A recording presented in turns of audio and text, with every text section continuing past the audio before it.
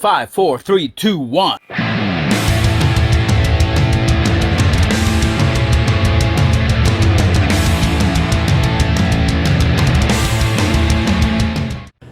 This special presentation of Lights, Camera, Super, Action, should be brought to you by Medalla Beer, and Coronitas. but they're not. I don't think they even know we exist. I don't care. I'm gonna drink them anyway. Yeah, we're going to drink their product anyway. Cheers. Cheers. Tonight, we are going to discuss and analyze the announcements that James Gunn and Peter Safran gave us this week. It regards the new DC Studios and their upcoming slate.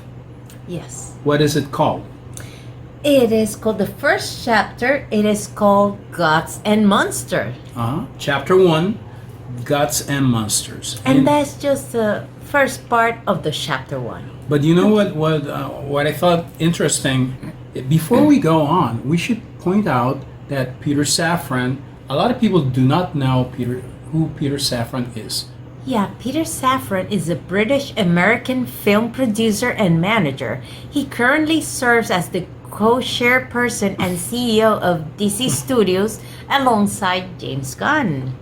He has produced several films for Warner Brothers, New Line Cinema, and other film companies.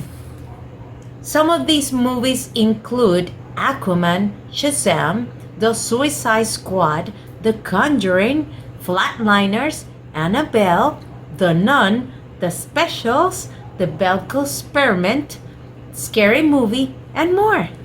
Yes, The Belko Experiment was a movie that was written by James Gunn, by the way. Yes, very scary. And now let's talk a little bit about James Gunn. A lot of people know James Gunn because he's very vocal in social media, especially on Twitter. On Twitter. And they know that he directed the Guardians of the Galaxy Volume 1 and 2 for Marvel Studios, and the upcoming Guardians of the Galaxy Volume 3. But a lot of people don't know that Gunn scripted both Scooby-Doo movies. He scripted Dawn of the Dead remake by Zack Snyder, and he wrote this book, The Toy Collector. Okay, Gunn had to leave Marvel over some comments he made on Twitter a long time ago, and he was hired by DC. He directed the Suicide Squad for them, but he went back to Marvel. Now he has been given the reins of DC Studios along with Peter Safran. Gunn still has to promote Guardians of the Galaxy Volume 3 while still working on his new job, which is this upcoming slate for DC movies. He gave us his mission. He gave us also a reminder that there are DC Comics movies coming this year. These movies are Shazam, that's released on March 17. Mm-hmm. The Flash, released on June 16. Blue Beetle, it's on August 18. But you can't wait to watch the last one. Yeah, especially on December 25th on Christmas Day. This is Aquaman and the Lost Kingdom. Yes. Yes. It's noteworthy that Gunn mentioned, when he mentioned The Flash, that he said that he loved the movie, that he thinks it's one of the greatest superhero movies of all time. Those are big words coming from a guy who knows film. And he's very choosy when he mentions movies. The first thing about DC Studios is that they have a mission. And that's interesting because I've heard of companies with missions, with things that they want to accomplish, but DC Studios has this mission. And what is it?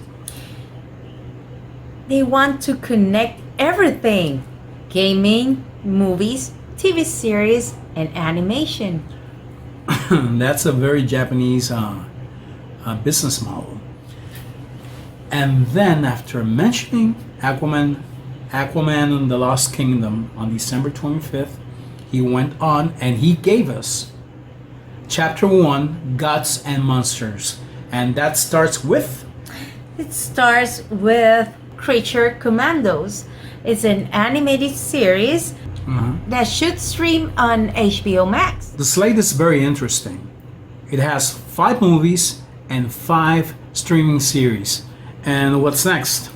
Next is Waller. We're gonna get to know Amanda Waller better. That fallen angel. So Viola Davis is back, and I'm happy for it. EGOT, Viola Davis. It's actually a streaming service, a streaming series. Yes, yeah, and it's a spin-off, as you all well know, of the Suicide Squad and the Peacemaker. In fact, it should have a lot of the Peacemaker series cast. Actually, I should Supporting add. cast.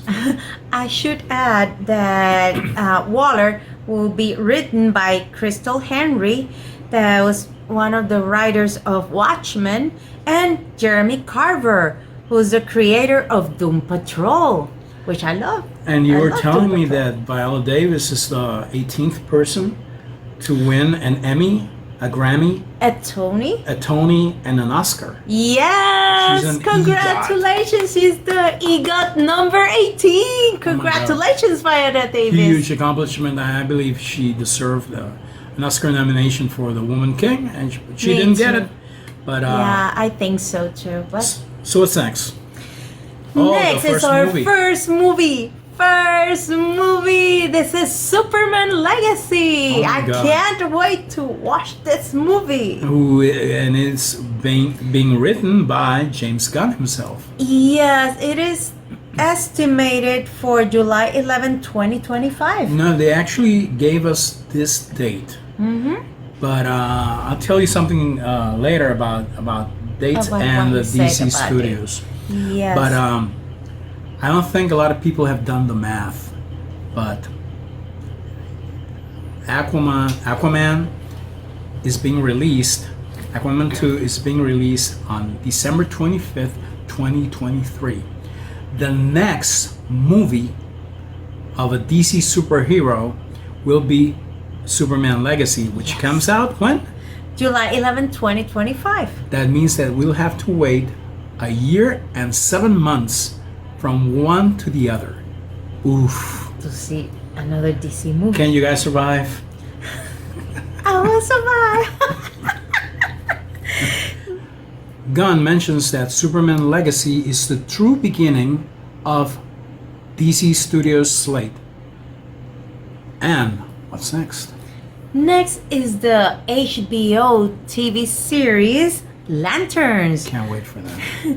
2 of the lanterns will be shown in this series. This is Jon Stewart, who shows in the Justice League animated series, Yeah. and Hal Jordan, who's played by Ryan Reynolds in the Green Lantern original movie. Yes, a movie that didn't do too well. And No. Jon Stewart is beloved by generations because he was, as you said, he's part of the Justice League. He had a romance with a hot girl. Yeah. And he's a military guy, while Hal Jordan was the test pilot. I grew up with Hal Jordan, and I love both characters. I'm very excited. And Gunn mentioned something that they will be like the Green Lantern Corps is like a police body, Yeah. and they will be investigating. A mystery. A mystery, something terrifying. A mystery On case. Precinct Earth. That was funny. Yeah. I can't wait to see. This is one of the most exciting announcements that James Gunn gave us. So the second movie that James Gunn mentioned is The Authority. Oh my God. Yeah, wild story superheroes. Yeah, the Authority. I haven't read the Authority, but I know that they are part Justice League, part the Boys, because they. That's the end- not PG-13. No, it's not. It's not. Definitely not. They have a Superman type. His name is Apollo. they have a Batman type called Midnighter. They're a couple, and for this team, the end justifies the means. They play dirty, and I don't know. By any means necessary. Yes, Whatever. yes. Whatever it takes. I know that James Gunn likes edgy material, Yeah. so I'm not surprised. I'm not surprised that the Authority is getting a movie. Yeah. What's next? Next is the TV series Paradise Lost without Wonder Woman. Yeah, because it is based on the story of the Amazons before Wonder Woman. But the thing that he mentioned was that they're basing it on Game of Thrones Yes, and Westeros. and Westeros. Yeah. So that's this not PG-13 either. and actually that's not it's TVMA. Yeah. Remember the ratings for television change. MA, yes. TVMA. Maturity. I don't know. This slate. It's interesting because Yeah. everything that Marvel Studios announces is set in stone as a PG-13 thing. But what Gunn, Safran are doing, they're making it different in terms of rating. Things that Marvel will never do except for Deadpool, Exactly. DC can do. So they'll sway between PG-13 and R all the time. I don't know how audiences will take it, because if you're a parent and you're taking your kids to see a Batman movie, they won't have any problem. But if they know that the Authority is related to this, they'll take them, and it's gonna be a mess. I'm very sure that many kids have seen Peacemaker. So if they have seen Peacemaker, they can see that. Oh my god. But okay. So what's Just next? to say. Next is the movie The Brave and the Bold. We see Batman and Robin is back, but the version of Damian Wayne. The last time we saw Robin was played by Chris O'Donnell, and the movie was a disaster called Batman and Robin. And it was the Dick Grayson Robin, the one who becomes Nightwing eventually. But this is Damian Wayne. Damian Wayne is the grandson of the villain Ra's al Ghul. He's the son of Talia al Ghul and Bruce Wayne. And he's been trained, he's a kid, but he's been trained early on to become an assassin in his grandfather's League of Shadows. So Batman's going to have his hands full trying to domesticate this little panther. Good luck with that, Batman. So, next we'll see another TV series called Booster Gold. Booster Gold, that lucky loser from the future. Yay. He steals stuff from the future. He in the Brave and the Bold. We've been watching lately the Brave and the Bold animated series. Yes. And in one episode, he's the janitor of a museum, and he steals stuff from the museum, and that takes him to the present, Yes. where he is a superhero. Yeah. But he's saved by Skeets, his AI, his Yeah. floating AI. He's Looks saved by like an Skeets egg. more. Yeah, Skeets like like an an egg with a red Floating eye. egg. Yes, but I love Skeets. But he's a true hero. He saves Booster all the time. Yes, that's true. He reminds me of Johnny Bravo, actually. So, I think, no, I'm sure, James Gunn admitted that things will drift from PG-13 to R. Yes, definitely. He admitted as much. Yes, I definitely. wonder what this project, with this upcoming movie, he mentioned that it's a science fiction movie, what will be the rating for this? What's next? I'm very happy to hear that this upcoming movie called Supergirl, Woman of Tomorrow. Okay, it's based on the Tom King graphic novel, and it's it's Kara Sor-El. She is not. She lacks what Clark has, what Clark Kent has. The upbringing, the loving, the tender loving care by his parents, by Jonathan and Martha. She is living in a piece of a dead planet of Krypton, and she's seeing her loved ones and her own people dying left and right. So it should be different toned, and this character should be a lot more jaded than Clark Kent is. Yeah, definitely. And last but not least, Swamp Thing. Ooh, wow. The last movie he mentioned for Chapter 1. Gods and Monsters, yes. Yes. And what's exciting about, well, I'm a huge fan of Swamp Thing. You have a graphic novel, don't you? Yes, I've been reading it. And it's very good. Pretty dark. The subtitle says Dark Genesis. And actually, James Crazy. Gunn mentioned that the movie Swamp Thing is gonna be pretty dark. It's a horror movie. It's a horror movie, and it's expected to be R. What's really, well, I'm a huge Swamp Thing fan, and I hope that they're basing this first movie on the original, on this book, on Dark Genesis by Len Wein. Len Wein co-created Wolverine as well. Mm-hmm. And Bernie Wrightson, one of the greatest comic book artists of all time. I hope they're basing it on this book especially, not on the Alan Moore stuff, because that would be great for a sequel. What's even more exciting than that is that James Mangold, who directed The Wolverine, who directed Logan, one of the greatest superhero movies of all time, and he has an upcoming movie called Indiana Jones and the Dial of Destiny. He's interested in directing Swamp Thing, and what's exciting to me is that he didn't choose a modern picture of Swamp Thing.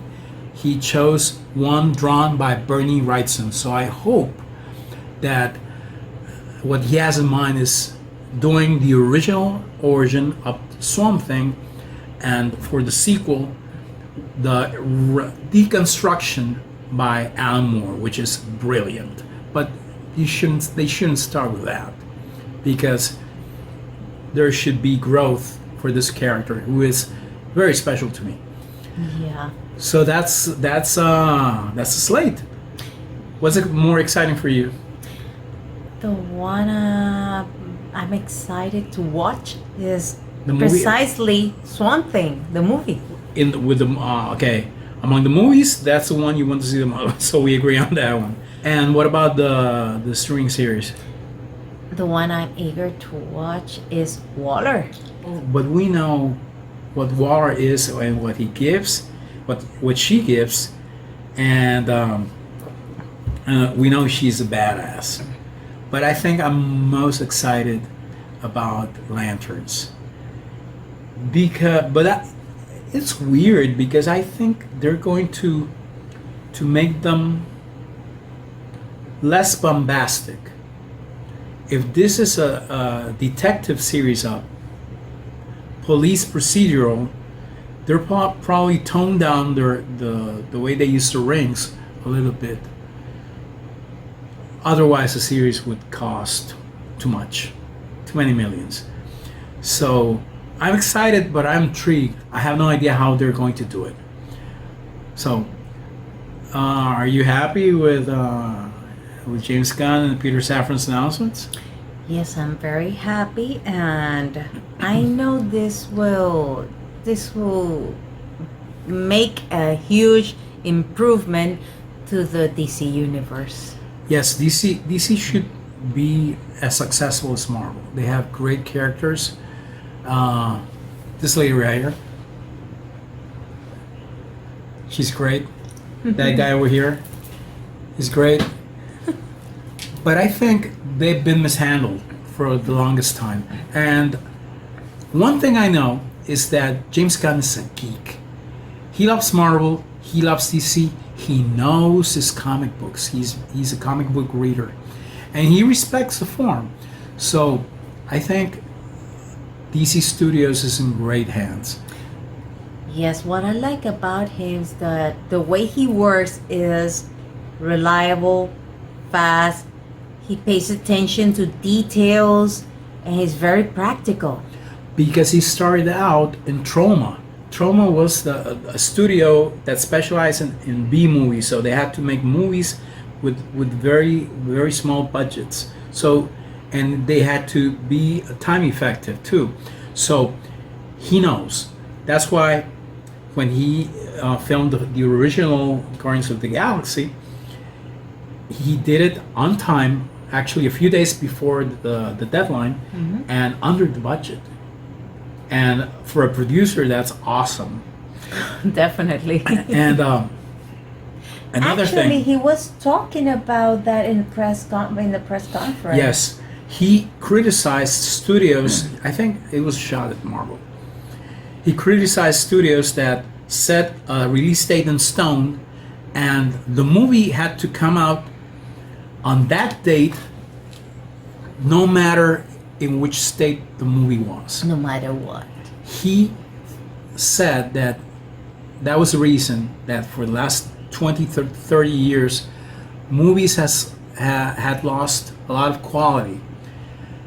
That's why when he mentions a date for Superman for Legacy. Superman Dark Legacy, and for he also gave us a date. Superman Legacy. Legacy. I'm sorry, Legacy. Yeah.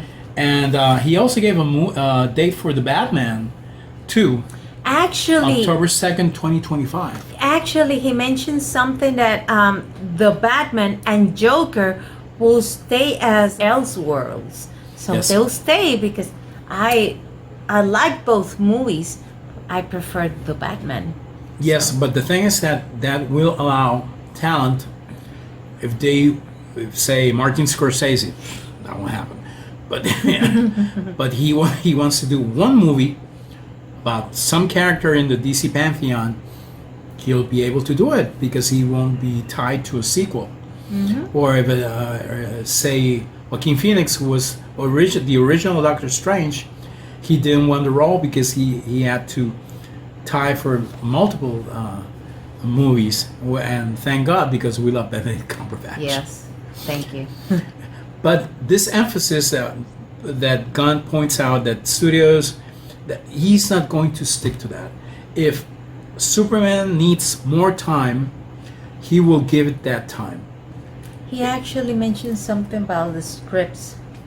Also, yes, you're right. He mentioned that sometimes movies are greenlit with 2/3 of the script complete, and they complete the script during filming, and that makes you lose money. If what they come up with doesn't work, they're already extinguishing their budget. Now, In reshoots. what he is going to do is that they will have to have complete scripts before they assign a budget, before they give the green light to a movie. And I love that. Yes. It's a creative decision, but it's also a producing decision. And that's the reason there are two co-CEOs. The creative is Gunn, the producer is Safran. And I think that's great because there are no other Kevin Feige's out there. And I think DC Studios is in great hands. Let's cross our fingers. Yes. I have faith in that. Yes, I have faith in Mr. Gunn and Mr. Safran. And I think we're done. Yes, we're done. So, this was Lights. Camera Super. Action. See you next time. Cheers. Cheers. What is up? Bye-bye.